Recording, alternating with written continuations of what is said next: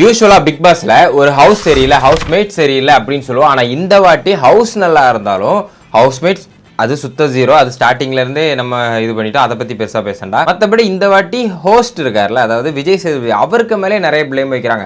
விஜய் சேதுபதி அவரை தனிப்பட்ட முறையில் அவர் மூவிஸும் சரி, தனிப்பட்ட முறையில் அவர் மேலே எல்லாருக்குமே நல்ல ரெஸ்பெக்ட் இருக்கு, ஒரு மரியாதை இருக்குன்னு வச்சுக்கலாம். ஆனா இந்த சீசன்ல முக்கியமா ஹோஸ்டிங்ல, பிக் பாஸ் ஹோஸ்டிங்ல அவர் பண்ற ஒரு சில விஷயங்களை எல்லாருமே ஒரு மாதிரி பிளேம் பண்ணிட்டு தான் இருக்காங்க. ஒரு சில விஷயத்தை அட்ரஸ் பண்ணாம கேட்காம இருக்கிறாருங்கிற மாதிரியும், அதுக்கு சமாளிச்சு பூசி முழுவுறாரு. ஏதாவது ஒருத்தங்க கேட்டுட்டாலும் அது வந்து ஒரு சில விஷயங்களை தான் எங்களால கொஸ்டினா பண்ண முடியும், மற்றதெல்லாம் கேட்க முடியாதுங்கிற மாதிரி இருக்கு. என்னோட கேள்வி என்னன்னா, கமருதீன் மிஸ்டர் கமு அவரை வந்து இவர் இவ்வளவு கொஸ்டின் பண்ணாரு டாஸ்க் ரீதியா, கேம் ரீதியா. இதே வீட்டுக்குள்ள இருக்கிற சில தவறுகளையும் இவர் வந்து மக்களுக்கு வந்து ரெப்ரசென்ட் பண்றாருன்னா சுட்டி காட்டணுமா இல்லையா? டாக்டர் திவாகர் வெளியே என்ன பண்ணாரோ அதை உள்ள பண்ணா உங்களுக்கு இரிட்டேட்டா இருக்கு, அதை பண்ணாதீங்கிறீங்க, அதை இன்டைரக்டா வர கலாய்க்கிறீங்க. அப்படி இருக்கும்போது அரோரா சிங்லர் என்ன வெரி டீசென்ட் காயா, இல்ல ஒரு ரொம்ப டீசென்டா அப்ரோச் பண்ணிட்டு இருக்காங்களா? அங்க ரெண்டு பசங்க நல்லா கேம் ஆடிட்டு இருந்தா அதையும் கெடுக்குது. அது இல்லாம அது பண்ற விஷயங்கள் எல்லாம் பச்சையா பேச கூட முடியாது. அதுல ஒரு சின்ன விஷயம் கூட கொஸ்டின் பண்ணாம இருப்பாரு. இந்த பிக் பாஸ்ல காமரதீன் ஒருத்தர் இருக்காரோ இல்லையோ, காம ரீதியான நிறைய விஷயங்கள் தான் உள்ள ஓடிட்டு இருக்கு. அப்படிப்பட்ட பிக் பாஸ்